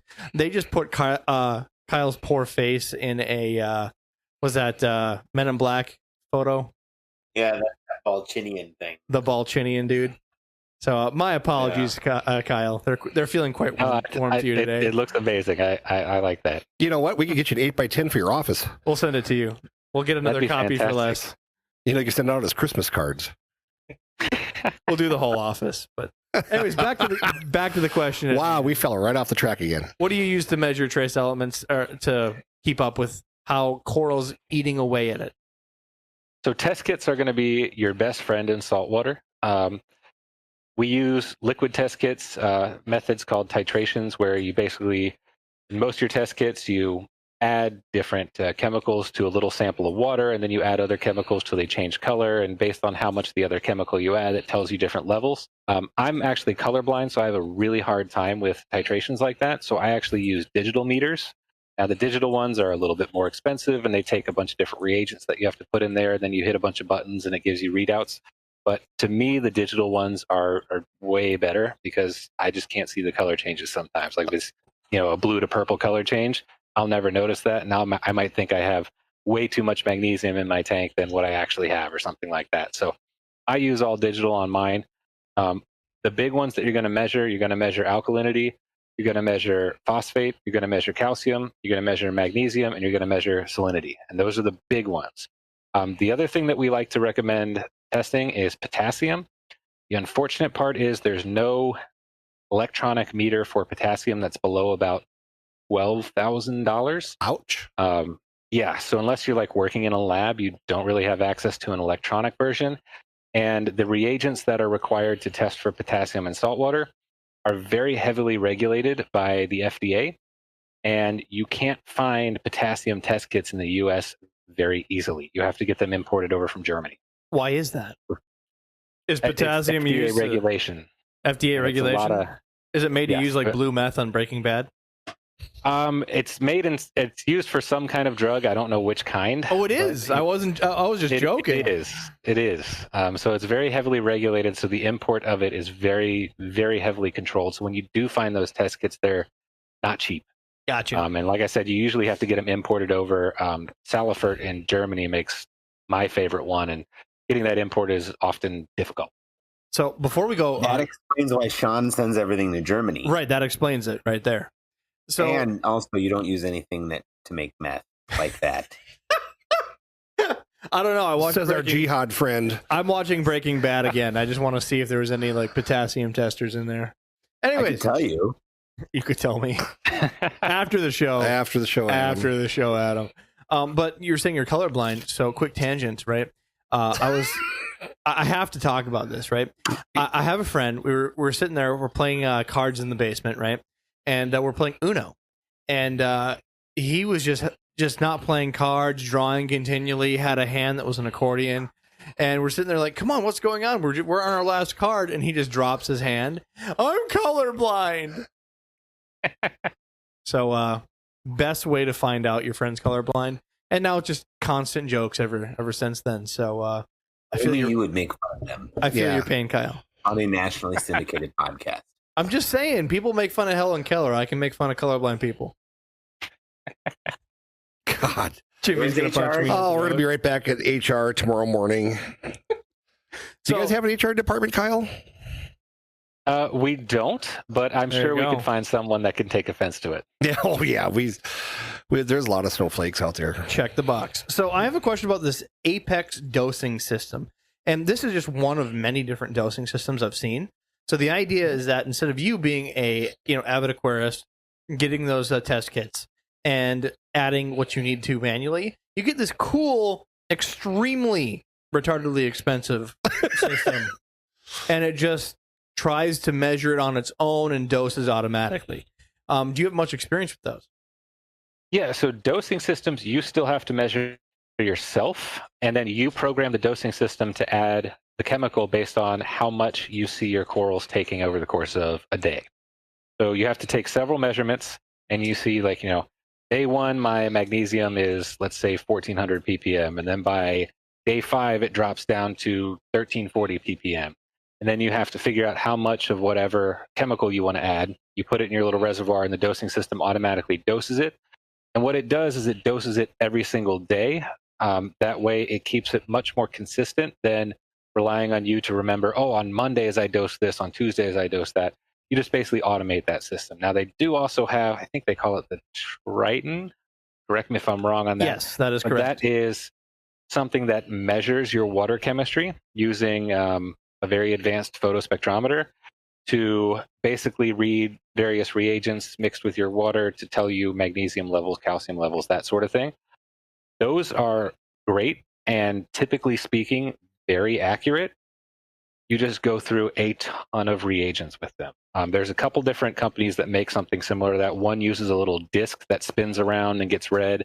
The other one, I think the Triton, uses the little liquid vials. You go through a ton of reagents, and if you forget to refill those reagents, your numbers are going to be way off. And if you have it automated to where that's trying to help you calculate your ratios for what you're dosing, you forget your reagents, you could be in trouble because it might think that you have way too much or not enough and throw off your dosing altogether. I think that's exactly what Sean's been using. He had about 8 or 10 dosing units. Yeah, and he took different doses at different, like 3 times a day from different parts of the tank to make sure there's getting flow. They're getting accurate readings across it as an array, including in his multiple chambers of sumps. So it was just the craziest thing I've ever seen. And then you look over, and he's got, I don't know how to put it, like an Apex rack, and each one has looks like milk jugs hooked up to each one of these. How it just pumps in the. You look like a mad scientist. I mean, it was incredible. Yeah, that's all your additives in the reservoirs there, and it pumps them right up and puts them in the tank, and the ratio is needed. They were having a while with problems sourcing the chemicals in bulk because they use so much of it. They're pulling out, I think they do 2 fragging sessions every month. Did you say, Jimmy? They're doing once a week now. Once a week they frag out. That is insane. So, I mean, that's at scale, but I mean, as far as these dosing systems, they have everything down to, single tank. They're just going extreme with this. But just to give you an idea, that Trident system you mentioned, I think just the base model is $600. Yeah, they're not cheap. So, but it's a nice thing is it's an investment that, because of the stability factor from it, can really pay for itself in just peace of mind and stability over the lifetime of the tank. Well, and if you're running a coral tank and you've got some of these corals that are worth thousands of dollars, which we saw over at Sean's place, I mean, it is money well spent. Yeah, especially some of the little acro frags that are just crazy expensive. I mean, when you're talking a 1-inch frag that goes for like $4,000 or $5,000, you want to make sure that thing's as stable and happy as possible. I love the names that they use for them. Like, he's got one that's called Home Wrecker. Like, That's what it was, yeah. Home Wrecker. Just crazy Self-explanatory. stuff. Like, he's got a piece of a tiny speck of a frag that's not supposed to grow, like $1,500. Like, people are crazy. But let's get down to the less intimidating conversation. So if someone's listening to this, they're like, oh, Well, Hassan, it's going to be a while before we start a marine tank. Well, if you refer back to our prior podcast, we were talking in one of the episodes about jars. We did freshwater jars and saltwater jars, and they were very minimal to do. However, saltwater jars, again, there's no forgiveness in a 1 gallon jar. If something goes awry, it's going to crap out, so you need to know what you're doing. However, let's say that a family is deciding they want to do a 55 gallon saltwater aquarium.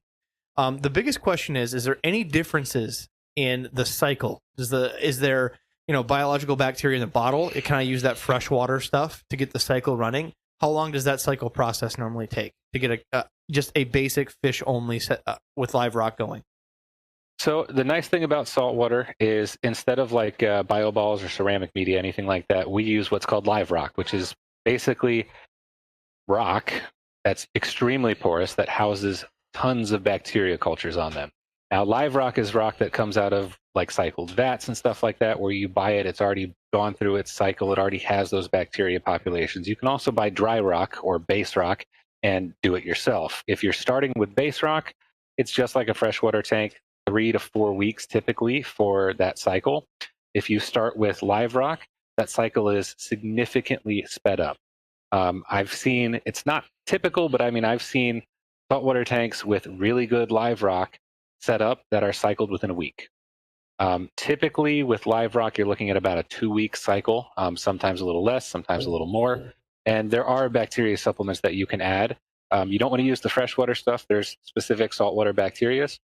Biospira is kind of the big one that people are familiar with. There's Microbacter 7, I think it's called. There's 7 different strains of bacteria. Dr. Tim's is one that I highly recommend. I love Dr. Tim's.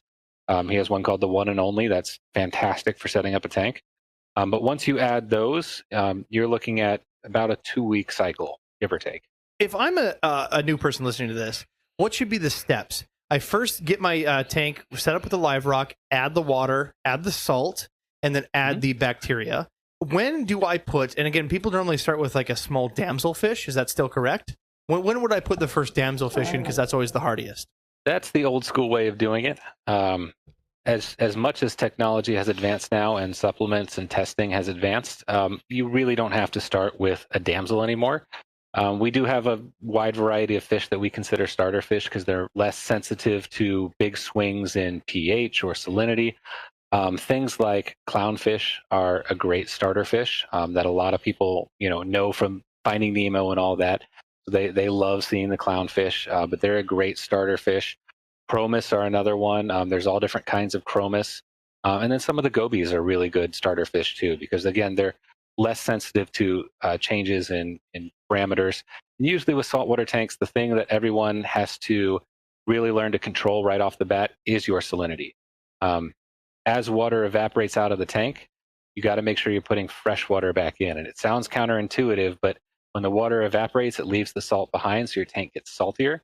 And we've seen a lot of people, will think, oh, my tank evaporated 5 gallons of water, I better put 5 gallons of salt water back in, and they spike their salinity, and that can cause a lot of problems. So you always want to top off with fresh water to compensate for it. And once you get the hang of controlling your salinity, everything else is really, really kind of falls in line with it, and it's really not as bad as it sounds all at first. I know at first it's pretty overwhelming, though. I don't know. It sounds pretty decent to me, but the whole, microdosing Apex systems, we got intimidating there for a minute, so I had to be a little nicer to the conversation. That's the advanced tier. We try to accommodate everybody. We love spending people's money. I just love spending other people's money. It's just so much fun. Oh, yeah. Hey, back to the first test kit you talked about. How much is an average test kit that you're buying that is a digital? What are you guys paying for something like that retail? So the digital test kits that I use, they range anywhere from, most of them are in the $40 to $50 range. I have a digital salinity tester, and that one was like 120-ish, but most of them are $40-$50. That's not bad at all. And then you just got to buy reagents. Reagents usually come in like a 20 or 50 pack, and they're only like $10 for a pack of reagents. Oh, this isn't a question, but you have to yell out the word Kobe every time you talk about the balling method. So now Kyle. Yes, we do that at shows. When you come to our booth at the show, if someone's talking about it and they say balling, someone else in the booth always goes Kobe. I thought that was fake for a minute. That was pretty good. That's the thing. Can't believe you guys are talking about me. All right, here's the question. What would you dose in a planted microalgae reef tank? So let's start with, what's a planted microalgae reef tank? So, good question. I actually used to have one. So basically, it's a refugium without a tank attached to it. So you grow all sorts of macroalgae in your refugium, and there are some in saltwater that are absolutely beautiful. And it's just like having a planted freshwater tank, except you're doing it in saltwater. There's stuff like dragon's breath algae that's like bright red. There's cotton candy algae, which looks like tufts of cotton candy. There's mermaid fans and bottle brush and all sorts of really cool macroalgae that you can grow. What I would recommend dosing in a tank like that, you're going to want some sort of nutrient load for it. So if you don't have any fish that are producing waste, one of the best things you can do is actually take like some flake fish food and crumble it up and put it in there and just kind of let it break down for those plants to actually get a little bit of food. But as far as the additives go, there's one that Reeflowers makes that I absolutely love. They call it the Coralline Algae Accelerator, but it's not what a lot of people are used to in a coralline algae product, where it's basically like a calcium supplement. This is actually proteins, amino acids, and a bunch of different nutrients that are for algae in general, not just coralline algae, all sorts of macroalgae. So they will boost growth in refugiums, and they boost things like your caulerpa, which isn't really that hard to grow, but they'll boost, mermaids fans, and they'll boost dragon's breath and all these various algae that people grow. The downside is if you have like a bunch of hair algae or something like that, it will also feed and boost your hair algae. You don't want to do it if you have like a huge algae outbreak. But if you're trying to grow a macroalgae tank, the Coralline Algae Accelerator is fantastic for it. See, I know some people that like to do weird projects. There's a few people in our Discord. There's another community called the TCT, or the Community Tank. And there's a bunch of, how do we say, like, psychos, experts that have had a lot of fun. Like, they're one of those people that like to do biotopes of garbage. Like, they'll have beer cans in it and whatnot. They did have fun with some of their aquarium setups. And an idea popped in my head. If you guys are listening, one of you should take this Coralline Algae Accelerator and just see what cool creations you can do in a freshwater tank if you just like super load it. Like, the swamp monster will come out of 20 long. Sigmund the sea monster will come out and grab you by the throat and eat you. Absolutely. Just feed it up. Hey, Kyle, quick question on some of these products now. We are getting close to winter up here in Minnesota. Are these products safe if they freeze when you're shipping them?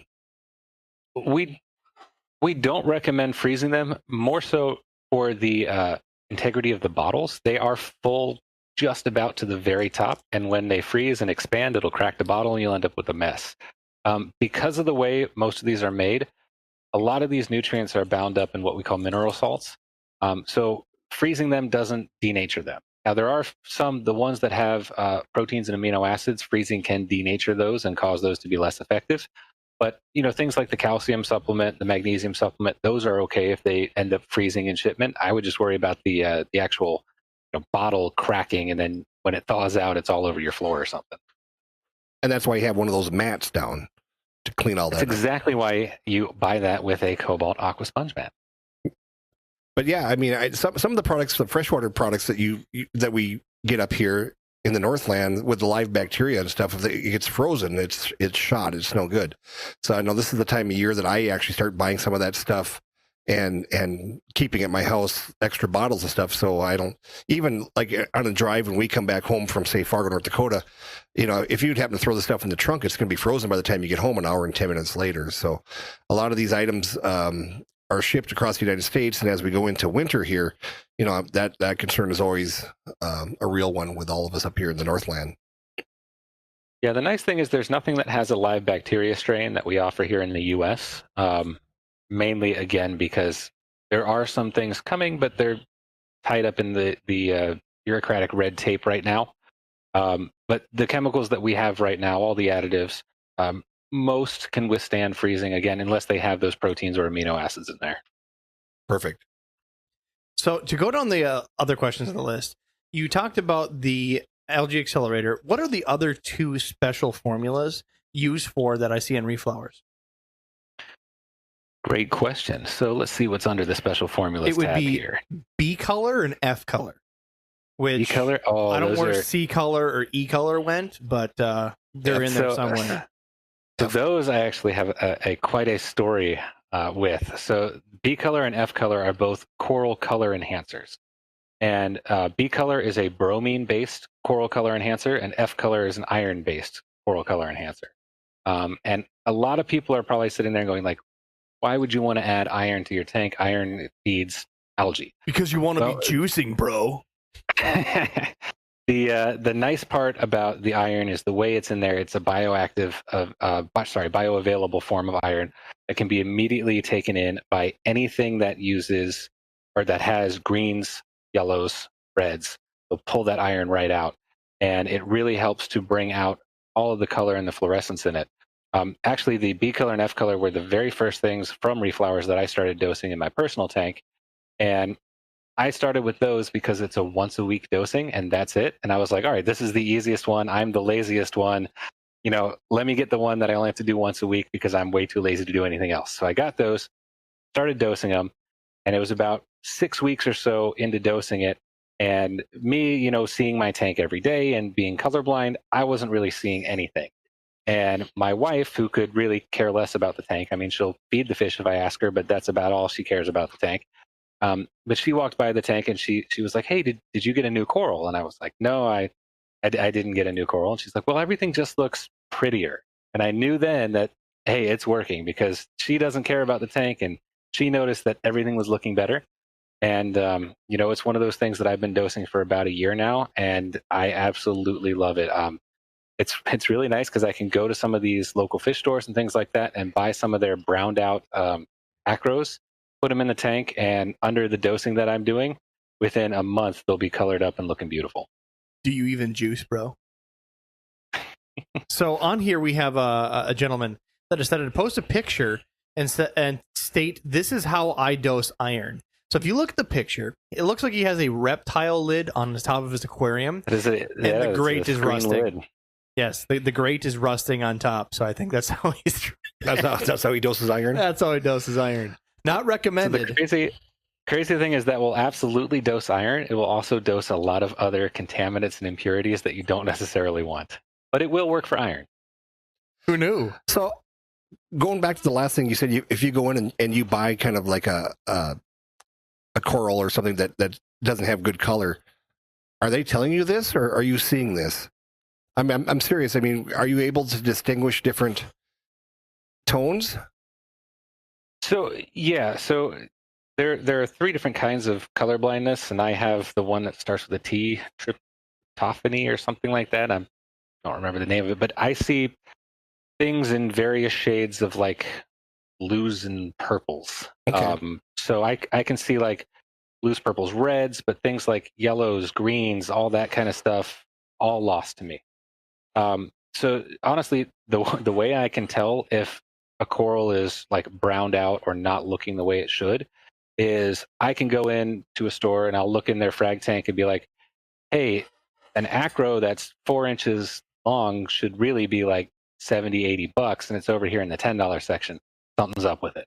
That's why I know, like, hey, boom, that's one of the ones that I'm going to try because I can throw it in my tank. I don't mind it looking like crap for a while because I know it's going to bounce back and start looking awesome because of the way I dose my tank. Nailed it. So do you have to go with your wife to pick out a dress and stuff? And she comes out, she goes, what do you think, the black dress or the pink dress? And you're going, I don't care. The one that shows the most cleavage.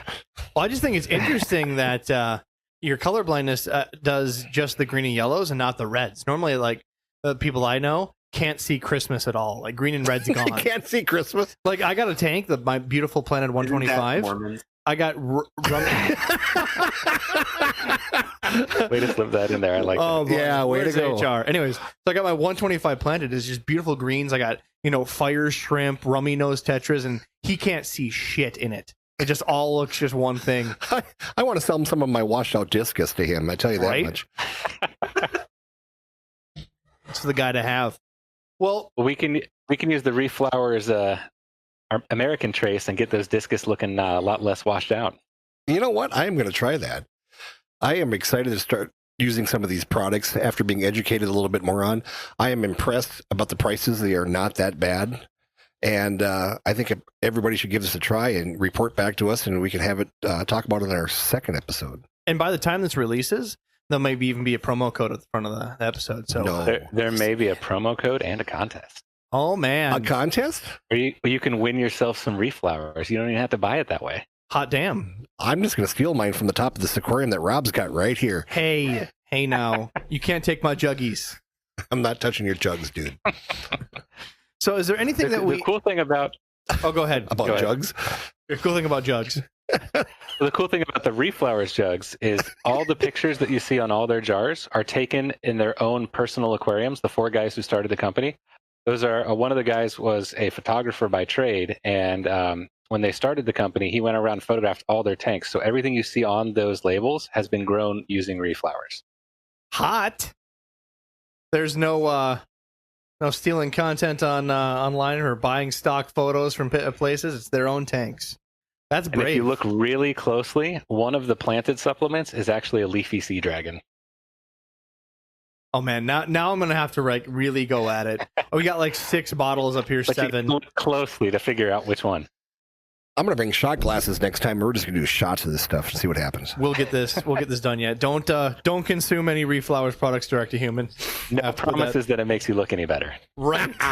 So I do have a question. Does Please. this mean somebody has a captive leafy sea dragon? Because that's kind of on my bucket list of things to get. SeaWorld. Yes, as a matter of fact, they do. Multiple captive leafy sea dragons, as well as a handful of pipefish in there with them. SeaWorld has a wonderful display of those. If you've ever been to SeaWorld, and it's in one of the inside buildings, and they are huge. Wait, SeaWorld's still going? I thought they closed it down after we took the pictures with the statue of Shamu. No. Shed Aquarium up in Chicago also has an amazing sea dragon exhibit.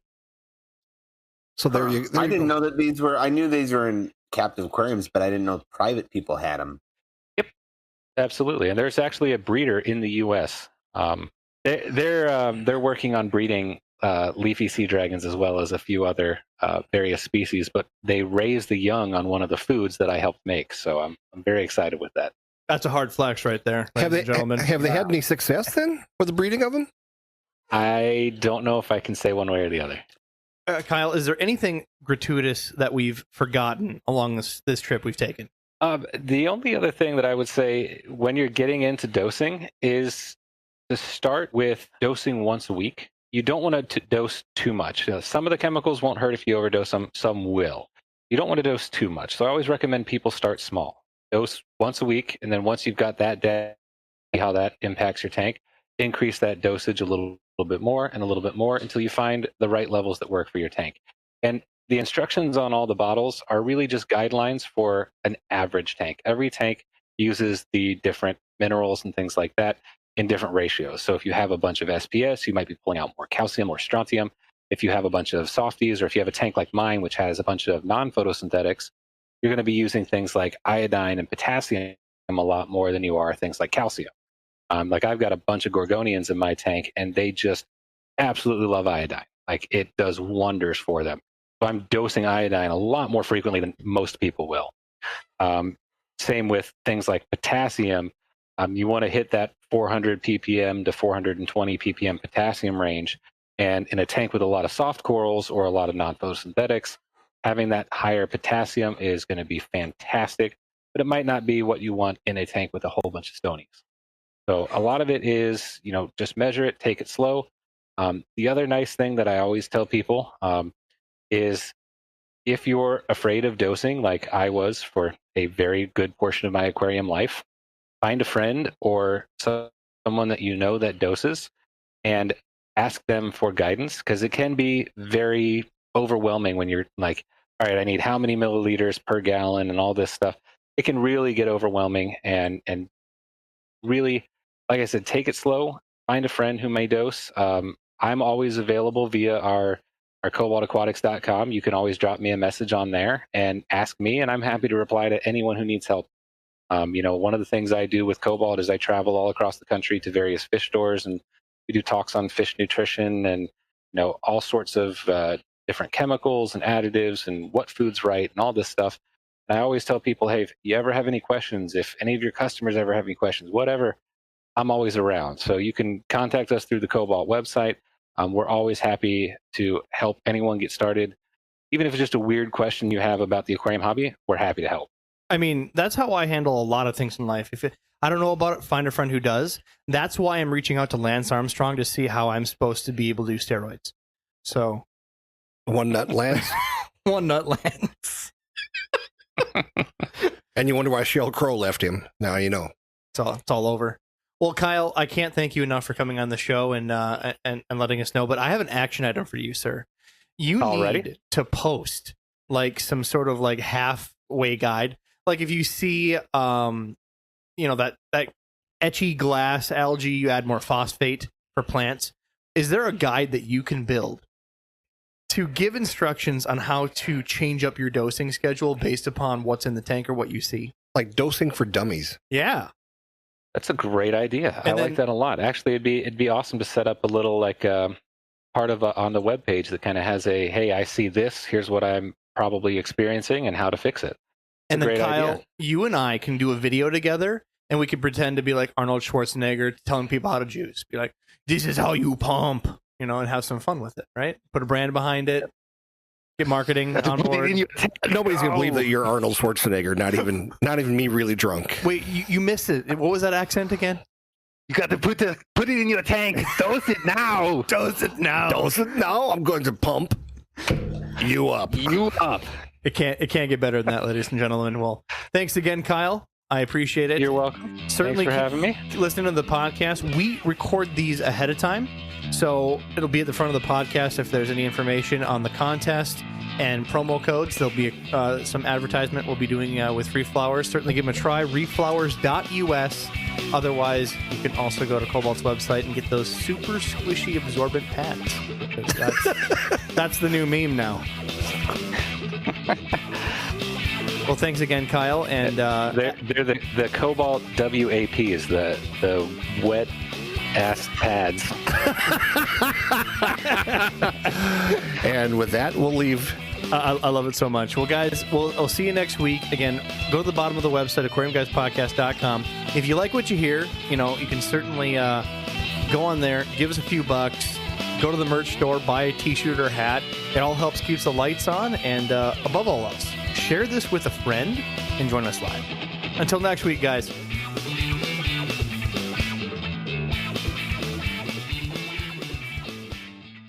Thanks, guys, for listening to the podcast. Please go to your favorite place where podcasts are found, whether it be Spotify, iTunes, Stitcher, wherever they can be found. Like, subscribe, and make sure you get push notifications directly to your phone so you don't miss great content like this. I never knew that a Minnesota accent could be so sexy until I heard Adam's voice. Go fuck yourself, don't you know?